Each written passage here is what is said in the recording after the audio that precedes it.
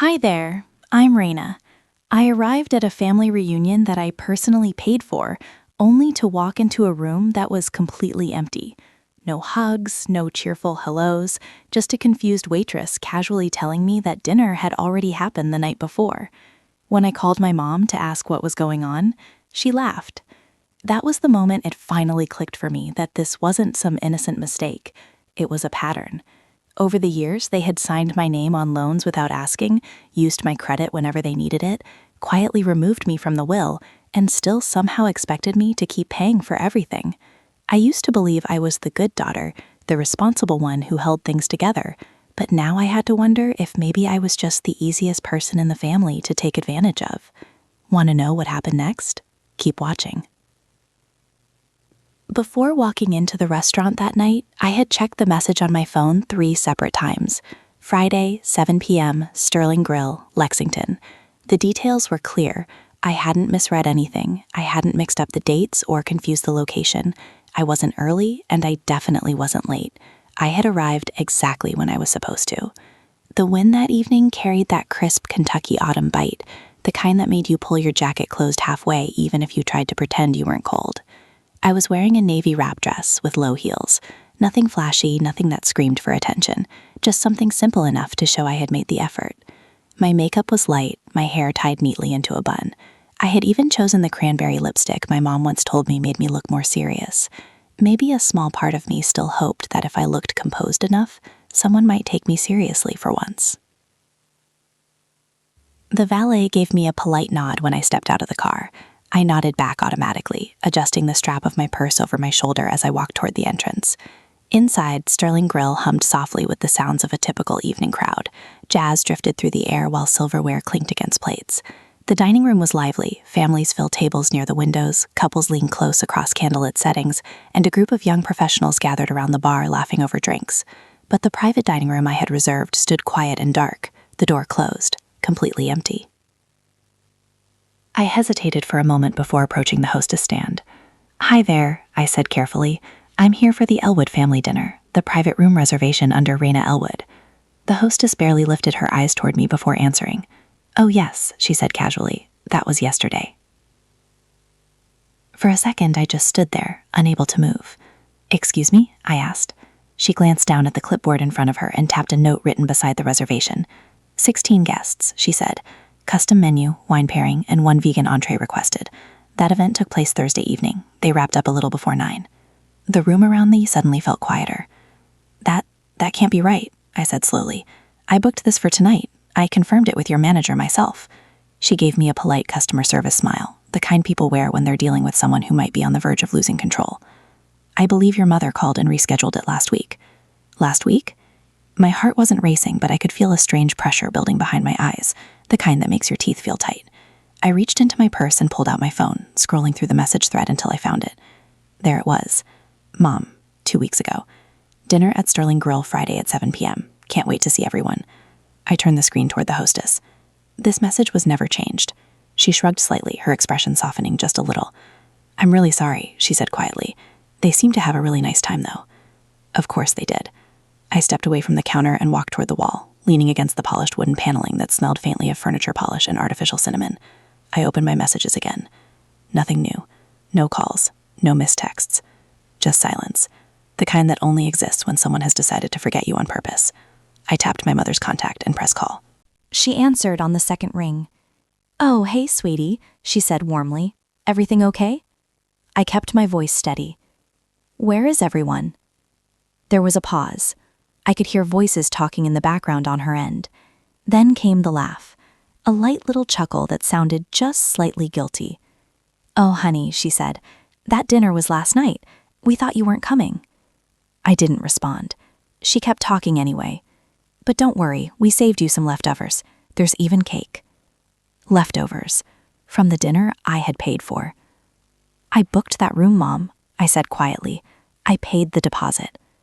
"I know, darling," she replied tearfully, "and it was beautiful. Everyone said it was the nicest one we've had yet." I ended the call before I said something that couldn't be taken back. I'd been holding my tongue for years. In the car, I sat behind the wheel with my hands resting in my lap. I didn't start the engine.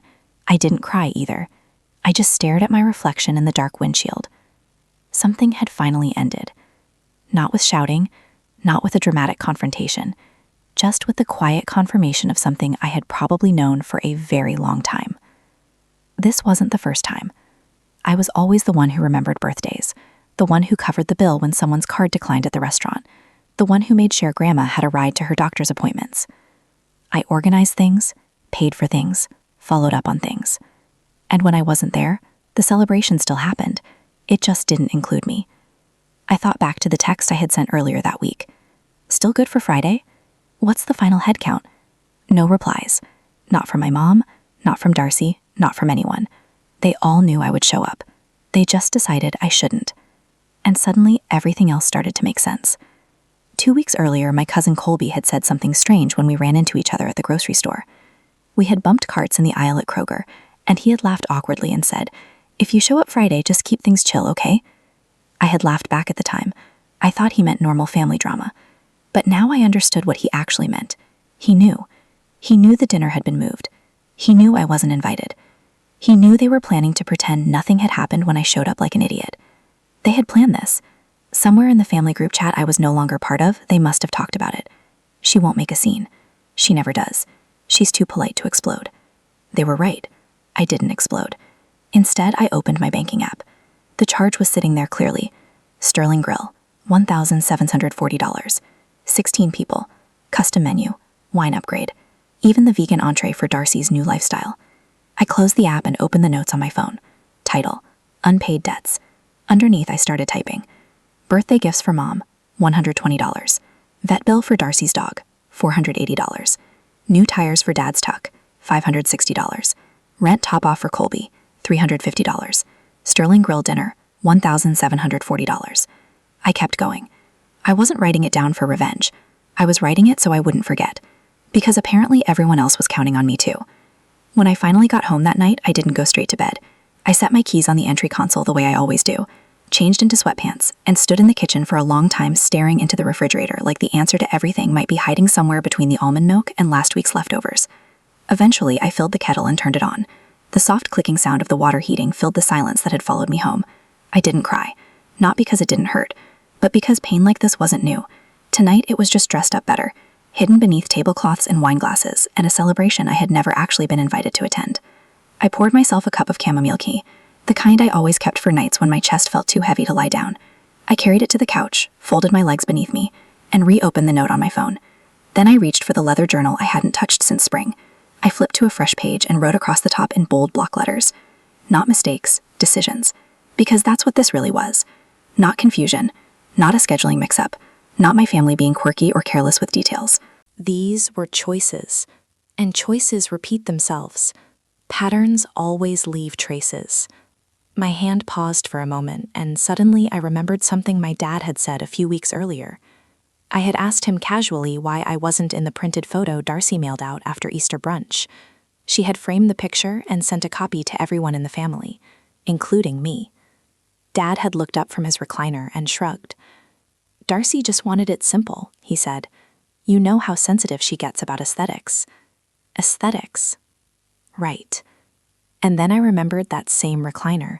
He had been bragging about it earlier that day. Top grain leather, extra lumbar support. My back hasn't hurt since. Then he casually mentioned something else. Darcy said I deserved a little comfort for once. At the time, I thought it was sweet. Now it felt different. That chair wasn't a gift. It was a transaction. Silence in exchange for softness. Keep things calm, and you get to sit comfortably while your daughter is erased from every surface. A bribe dressed up as a gesture. The taste of tea turned bitter in my mouth. I set the cup down, picked up my pen again, and flipped back to the front of the journal. I wanted a list not just of money, but of patterns. Sentences that didn't feel right. Comments I brushed off, and faces that always turned away when I asked too many questions. Under the heading, I scribbled, Dad's new recliner. Easter photo missing me. Darcy just wanted it simple. You know how sensitive she is. The call from HR back in June. That last one stopped me. I have nearly forgotten it. My supervisor, Lindsay, had asked if everything was okay at home. She'd leaned over my desk with one of those soft voices people use when they don't want to offend. "Your mom called," she said. "Said you've been having a rough patch, that maybe your workload should lighten." It had embarrassed me at the time. I chalked it up to my mom being overly concerned or trying to help. But now, sitting here with my journal open and my tea cooling beside me, I saw it differently. She wasn't helping. She was shaping a narrative, one where I was unstable, overwhelmed, maybe even unwell. That way, when I pulled away from the family, they had an explanation ready. "Poor Raina, she's been having a hard time."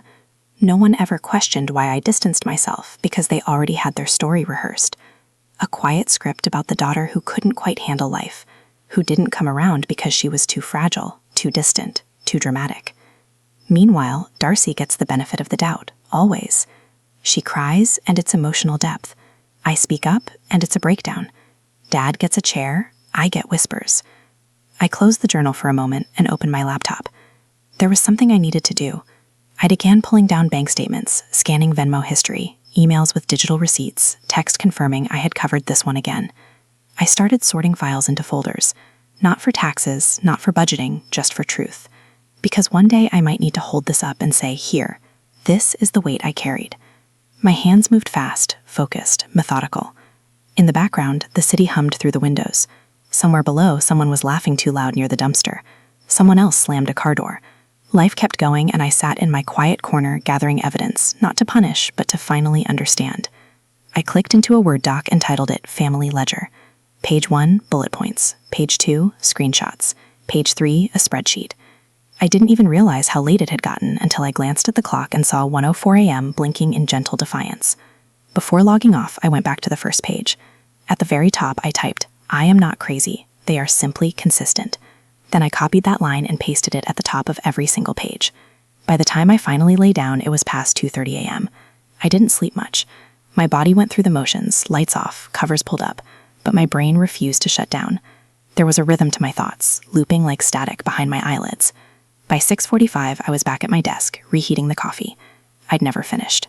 No makeup, no breakfast, just me in an oversized sweatshirt, hair still in last night's bun, face blank but alert. I opened the family ledger again and clicked into the spreadsheet. There was one line I hadn't filled out yet, a purchase I remembered only because of the bank alert that flagged it at the time, a luxury spa package. It had seemed odd then. I never booked spa days, but I figured maybe it was a duplicate charge from a gift card I'd bought for a coworker. Now I wasn't so sure. I logged into my bank portal, then opened a separate tab for my credit report. It wasn't paranoia anymore. It was process. Scrolling through the report, I passed familiar entries, my student loan, my car payment, the apartment I'd lived in for 5 years. And then I saw it. A credit card I had never opened. Issued through a boutique rewards program.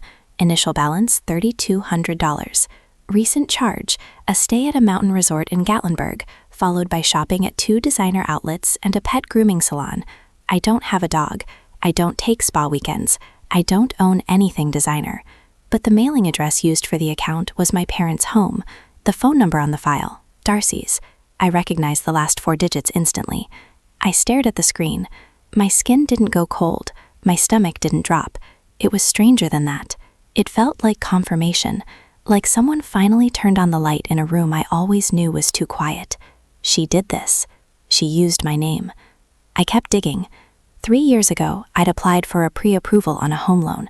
I was tired of renting. The numbers made sense. My credit was decent, but the bank flagged a rental delinquency that tanked my eligibility. At the time, I assumed it was some clerical mix-up. I hadn't rented anything outside Lexington in years. Now on the report, I saw it. A defaulted lease. Address 1 county over. Name on the lease, mine. Co-occupant, unknown.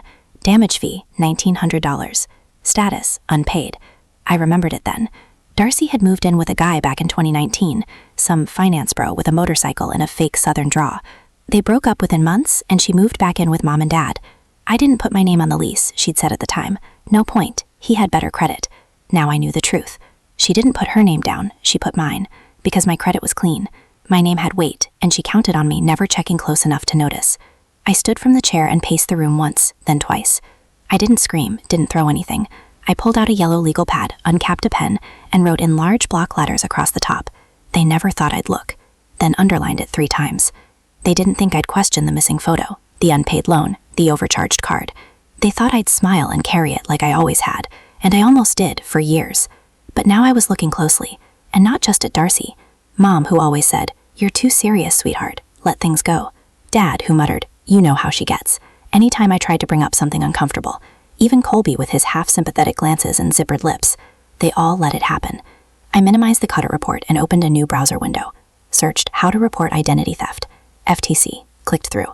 Step 1. File a report. Step 2. Contact companies. Step 3. Create recovery plan. I wasn't ready to file anything just yet, but I downloaded the form, saved the PDF, created a folder on my desktop. Darcy use of identity evidence. My breath stayed even. My chest didn't tighten. This wasn't panic. This was preparation. And as I sorted the documents, my inbox pinged. Subject, alert. A new address was added to your credit file. I clicked it open. The zip code stared back at me. Familiar. I narrowed my eyes, leaned forward. I knew that zip. Darcy's ex lived there. I remembered the party she threw in that apartment, the one I wasn't invited to, but saw on Instagram. Her clinking champagne, wearing a silk robe I didn't recognize. The caption reading, "When your man treats you like royalty." That wasn't her apartment. That was mine, at least on paper. I closed the email and reopened the ledger. Then I scrolled to the top of the document and repeated the words again out loud. I typed the address next to the latest charge, and just below it, in all caps, "Report if another address is added." I didn't leave the apartment the next morning. I didn't check the weather, didn't change out of my fleece robe, didn't open the blinds.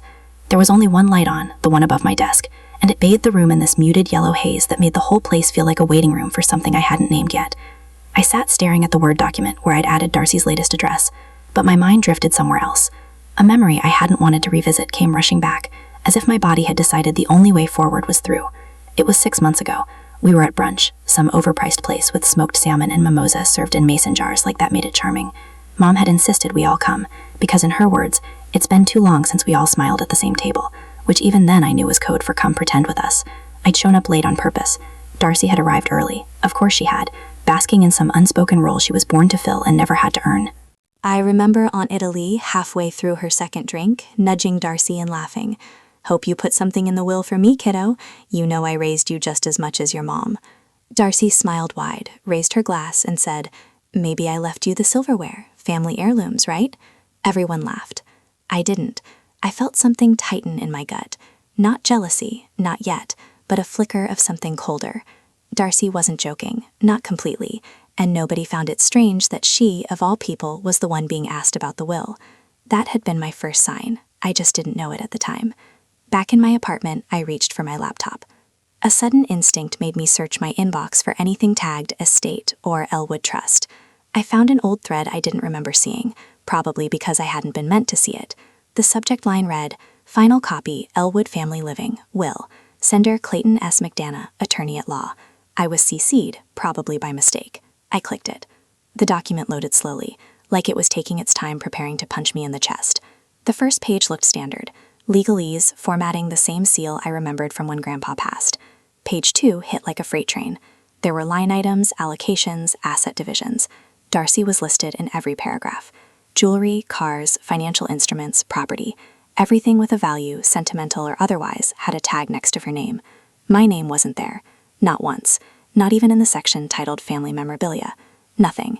But it got worse. Very deep on page 5 was a clause I didn't know existed. I read it twice, then a third time. Any beneficiary who contests the contents or legality of this document forfeits any and all future standing, financial, or social as a member of the Elwood estate to the fullest extent permissible by law. Financial or social. They weren't just cutting me out of the inheritance, they were erasing me. A disowning without the ceremony, without a confrontation. Just paperwork and a clause buried under a brunch invitation and a silver-plated lie. I closed my eyes and let the silence fill me. They'd written me out quietly, efficiently, as if I were the family pet who ran away once and never made it home. No obituary, no phone call, just gone. My breath came back in a steady rhythm, not heavy, not rushed. It felt controlled, like something ancient had cracked, but instead of screaming, I sharpened. I opened a new tab in my family ledger spreadsheet, labeled it Legal Isolation, Evidence of Premeditated Exclusion. In the notes column, I added Brunch, May, Estate Joke, Darcy plus Aunt Italy, Attorney Clayton McDana, will clause forfeit if contested, CC'd by accident 9:42 a.m. timestamp. I copied the will into the folder, took screenshots, saved backups. This was no longer about feelings. This was architecture. This was design.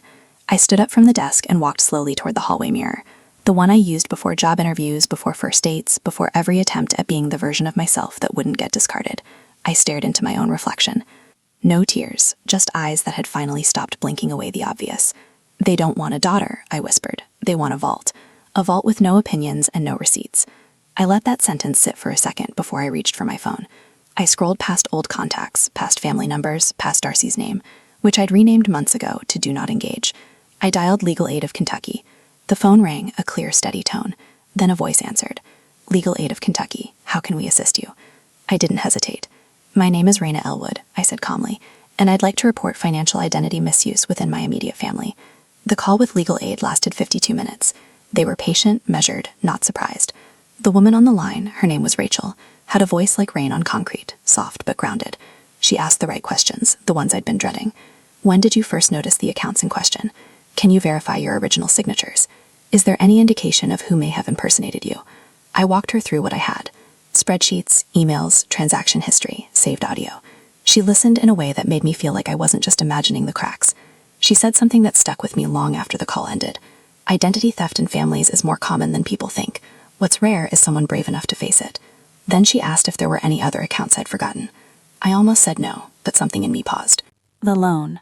I hadn't thought about it in months, maybe years, but I remembered the envelope. A tax form, FAFSA, it had come in my name. I assumed it was a system glitch. After all, I hadn't applied for school in over a decade. But Darcy had briefly. There was a week back in 2020 where she swore she was going back for her RN license. It didn't last. She dropped out before midterms, said she wasn't made for classrooms. At the time, I'd let it go. I let everything go. I searched my inbox and within seconds found the message I hadn't realized was real. "Hi, Raina. This is Jod from Kentucky Financial Aid. Just confirming your co-signature for Darcy Elwood's student loan application." I'd ignored it, thought it was phishing, but it wasn't. It was real. My pulse didn't spike. I didn't gasp.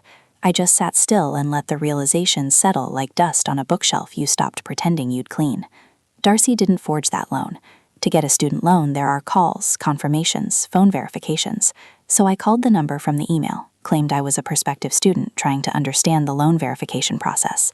They transferred me to records. I asked gently if there was a way to review the approval recording on file from 2020. She said yes. Transcripts were available by request. 10 minutes later, a PDF hit my inbox. I opened it and read my mother's voice, not literally, but the rhythm, the phrasing, the tone. "Yes, I confirm. That's my account. I've agreed to support my daughter's application." I knew that voice, the tiny breath before she speaks, the habit of answering a question with a statement. It was Blay, my mother. She hadn't just watched Darcy take from me. She helped her do it. I sat motionless, then reached for my legal pad and wrote in bold, ink-heavy strokes, "Love is not dead," then underlined it, and again, and again. An hour later, I was in my car. No music, no makeup, no warning. I drove straight to the house, the same brick ranch in the same neighborhood, with the same wind chime I bought for Mother's Day 2 years ago, still hanging by the porch light. I knocked once, then walked in. She was in the kitchen folding dish towels like the world wasn't burning down around her. "Raina," she said, "what a surprise." "Not really," I replied. "This has been coming." She opened her mouth to say something else, but I laid the folder on the table with a quiet final thud. "This is everything I've ever paid for," I said.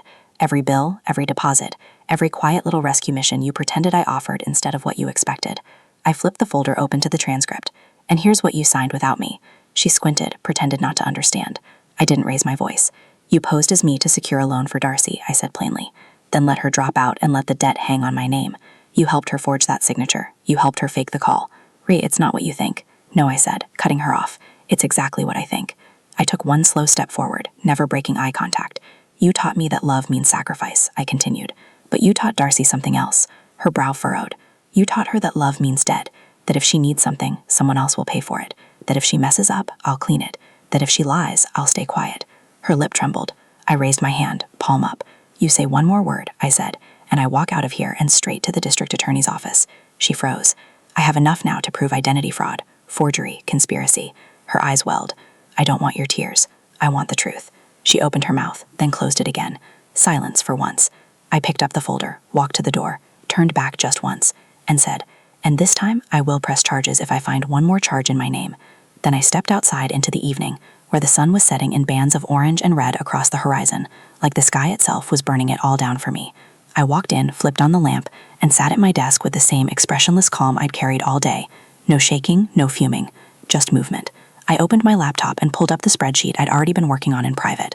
The same one with every dollar I'd ever handed over, like a beautiful servant no one thought to thank. This time I finished it. Every transaction was dated, labeled, and cross-referenced with a receipt or bank transfer. Tuition for Darcy's semester of pretending to be a nurse. The deposit for Dad's truck tires after he claimed the bank froze his card.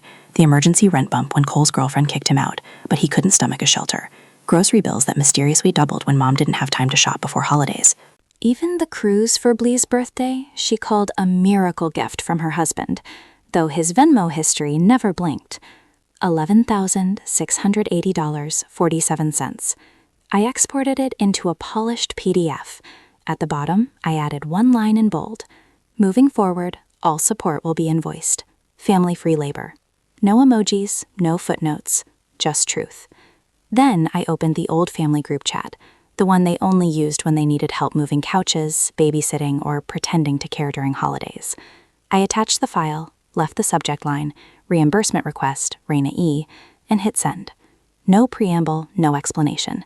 10 seconds later, the little red ticks started appearing, one by one. Then Darcy, Dad, and then nothing. Until my phone buzzed with a private message from Blythe. If you're doing this out of spite, you'll regret it. Don't forget what you've done. No punctuation, just venom wearing motherly concern like cheap perfume. What had I done? Paid? Covered? Cleaned? I didn't respond. Instead, I took a slow breath and went back to my computer. Opened the legal aid folder, drafted the FTC identity theft affidavit, dragged in the loan transcript, attached the forged FAFSA call recording, linked the financial aid office contact, then I filed the report. 2 hours later, I got the email confirmation. Your case ID is 48629FAM. A fraud investigator will reach out within 72 hours. Still, my hands were steady, until another alert came in. Pinging from an unknown address. IRS Fraud Division, confirmation, new report filed. Filed against me. Claim tax evasion, year 2019. Allegation, falsified deduction. I knew exactly what this was. That was the year I'd paid their overdue property tax so they wouldn't lose the house. I'd filed it under a legal deduction, had the check copy notarized, had followed every rule. Now suddenly, someone anonymously was accusing me of fraud. I didn't need to guess. I knew her rhythms too well. This wasn't Darcy's move. This was Blythe's. I didn't scream. I didn't panic. I opened my tax file, compiled the scanned receipt, notarization, and email from the county clerk, forwarded them all to my legal contact. No commentary, just facts. Then I opened my messages, scrolled down past the latest notification, past the threat dressed as maternal guidance, and tapped on Cole's name. I typed, "Would you testify if needed?" It took him almost an hour to reply.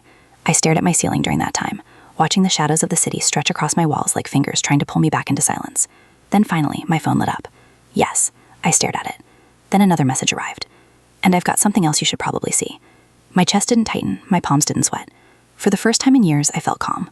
Not because the war was over, but because I finally understood this wasn't vengeance. It was accountability. And I wasn't alone anymore.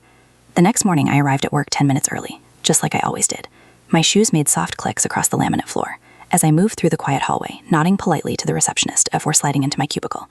I powered up my monitor, opened my inbox, and there it was. Subject: scheduled wellness check-in. HR meeting at 11 a.m. At first, I thought it might be routine, but the tone was odd.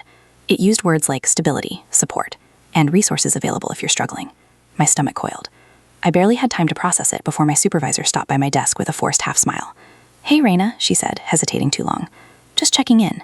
You've seemed a little off lately. Is everything okay at home? Are you feeling balanced?" My heart slowed, then beat hard once. I kept my expression neutral. "Yes," I replied evenly. "Everything's fine." She gave a small nod, but her eyes darted. She didn't believe me. And then it hit me. This wasn't concern, this was fallout. I thought back to a colleague's awkward question weeks ago. "Your mom mentioned you've been a bit withdrawn." I had brushed it off then. I shouldn't have. I pulled out my phone, scrolled through my notes, then texted Colby. "Coffee today, noon, Barrow in Maine. Need to see what you meant." He replied within seconds. On my way. At 11:45, I clocked out for lunch early and walked the 4 blocks to the coffee shop. Colby was already at a table in the corner, black hoodie pulled tight over his face like he wanted to disappear. When I slid into the seat across from him, he didn't say anything, just slid his form across the table. A screenshot was open. A group chat I'd never seen before. Famcore. No Raina. Darcy. Raina won't show. She never does. Too dramatic. Blythe. If she does come, just act surprised. Keep things light. Dad. We're not doing another scene like Christmas 2018. Darcy again.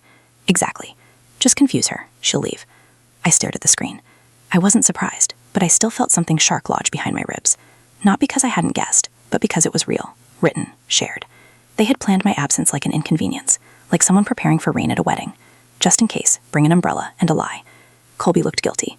His voice was low. I should have said something earlier, he murmured. I was scared. You knew about this. I didn't participate. I just didn't stop it. I nodded slowly.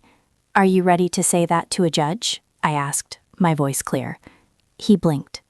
Yeah, I am. They made you the problem, but they built the trap. I sipped my coffee, staring out the window, watching people go by who didn't know any of this, who weren't raised to confuse silence with grace. Back home, I compiled the final folder, Family Systems Documentation for Court.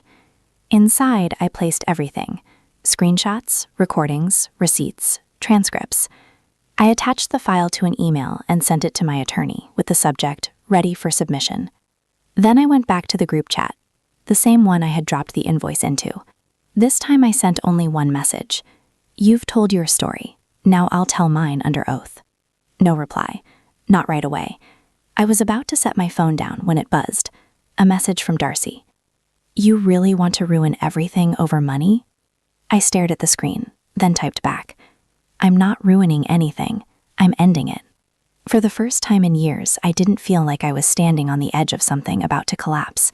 I felt like I was the one holding the match, and I wasn't afraid to strike it.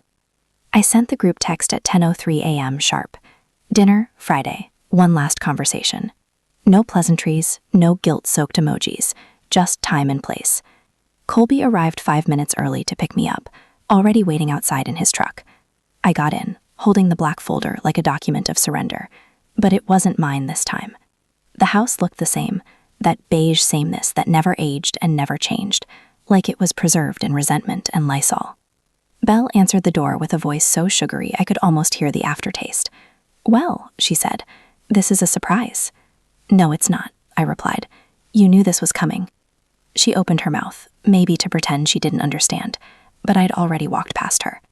The dining table still had the same centerpiece, dried lavender in a chipped glass vase. My father sat at the far end, eyes darting to Colby, then to the folder. Darcy leaned against the wall, arms crossed, performing her usual indifference. I didn't sit. I placed the folder in the center of the table and opened it slowly. These are the charges, I said. Darcy rolled her eyes, but I didn't look at her. I read aloud. Item 1. Federal student loan application submitted under my name without consent. I held up the signature page. Item 2. Apartment lease defaulted in 2020. Name listed. Raina Elwood, tenant, not me. I dropped the printed screenshot. Item 3. Tax deduction for property paid in full by me, falsely reported as fraudulent to the IRS. A pause. A breath. Item 4. Identity theft complaint filed, pending investigation. Silence. Darcy scoffed. Jesus, Raina, this is a witch hunt. No, I said. This is a record. You made your decisions. I made mine. You're blowing this up over money. I'm ending it over theft, lies, smearing my name so you could keep pretending you were the good one. She stepped forward. You think this is justice? Tearing your own family apart in front of strangers? I stayed still. The only person tearing this family apart is the one who used my credit to go to Cancun and skipped rent for a year. Colby cleared his throat softly but didn't interrupt. Belle finally spoke. If you go through with this, if you file this publicly, you'll lose everything. The house, the trust, the family. I turned to her, calm. I already filed. She blinked. I signed away my claim on the estate yesterday morning. The will clause doesn't scare me. I don't want anything that requires silence to keep. My father opened his mouth, but nothing came out. Belle sat down. The sugar in her voice had gone flat. Colby reached into his jacket and pulled out a check. He slid it across the table to me. My half for the reunion dinner. I owed you. I didn't touch it, just nodded. Thank you. You're the only one who ever asked how I was doing, not what I could pay for. Darcy was pacing now, her voice raised. You don't know what you're doing. You're throwing away decades over what? Spreadsheets? I picked up the folder and closed it. No, I said. I'm finally walking away from a room that's been burning for years. I turned to the door, paused, looked over my shoulder. And next time you want someone to foot the bill, I said, at least have the decency to invite them. I walked out. Colby followed. The screen door creaked and slammed behind us. No one said anything. But for once, that silence didn't feel like exile. It felt like judgment. It felt like a verdict. It had been 61 days since I'd walked out of that house. Not that anyone was counting, but I was. Now I sat on a small wooden porch overlooking a patch of sunlit gravel and lazy mountain breeze in Asheville. A cup of strong black coffee warmed my hand. No drama, no buzzing notifications, no guilt shaped like a mother's sigh. Just air, just sky. My apartment was small, but mine. The books on the shelves were alphabetized, not because anyone expected them to be, but because I liked them that way. I traded Lexington's noise for the sound of trees wrestling in late afternoon wind. Nobody here called me dramatic or difficult or selfish. Nobody called me at all. Honestly, I hadn't blocked them. I didn't need to. Silence had its own algorithms. Eventually, it just maintained itself. I didn't regret pressing charges, but I didn't obsess over it either. The state would move on its own time. The courts would do what courts do. My part was done. I wasn't waiting for retribution, just release. One morning, while folding a fresh load of laundry and listening to a podcast about Appalachian wildflowers, a message lit up my phone from Colby. He sent a photo. It was the old family dining table, dismantled, propped by the curb next to a sagging mailbox and a free sign taped to it. His message read, "No more pretending. They sold it." I stared at the screen for a long second. Then I typed back, "Let them. It never seated all of us anyway." The photo stayed in my gallery, untouched. Not because I wanted to remember, but because I didn't need to delete it to move on. I spent that afternoon repotting a peace lily in the windowsill. The air smelled like rain and fresh earth. My neighbor across the hall, Miss Harris, knocked just before sunset and handed me a still warm peach cobbler. "Saw your lights on," she smiled. "Figured you might want dessert." I laughed softly. Fully. You figured right. We stood there for a few seconds longer than needed. It was the kind of pause where nothing needed to be said to mean something. That night, I pulled out my journal. Not the ledger, not evidence, just paper. I wrote. I thought I'd miss them more, but I think I just missed the version of me who thought they left me right. I flipped the page, wrote again. Blood is thicker than water, but respect is thicker than both. And underneath, in smaller print, I am no longer applying for roles I never agreed to audition for. Before bed, I scrolled through social media. A cousin posted pictures from a family gathering. I wasn't in them. No one mentioned my name. Darcy, I noticed, looked different. Her smile wasn't as practiced. The caption underneath a selfie with some vague new friend read, "Some people grow through what they go through." I almost smiled. Let her grow. Let them all. I had grown too, but not around them, away from them. There's a difference. One last page, one last sentence before I turned out the lights. My name is Raina. I used to be the good daughter. Now I'm just me. And finally, that's enough. Sometimes the hardest thing isn't walking away. It's realizing you were never truly welcome in the first place. For a long time, I thought being a good daughter meant being quiet, compliant, and endlessly available. But I've learned that love without respect is not love. It's control dressed in tradition. If you're watching this and something in my story feels familiar, if you've ever been made to feel small so someone else could feel big, know this. You are not alone. You are not crazy. You are not difficult. You are simply aware in a family that prefers denial. Healing doesn't always come with apologies or reconciliation. Sometimes it comes with space, with truth, with the courage to say, that was never love, and build something better for yourself. So I'll leave you with this. Have you ever had to walk away from family, not out of hate, but out of survival? Have you ever found peace in silence that used to scare you? Drop a comment below and tell me, where are you watching from? What part of this story hit home for you? And hey, if this story spoke to your heart, if you felt even one sentence echo inside you, comment one below or share your own experience. And if not, that's okay too. Tell me why.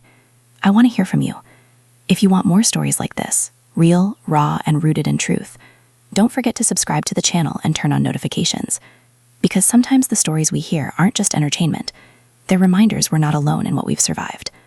Thanks for being here. See you in the next.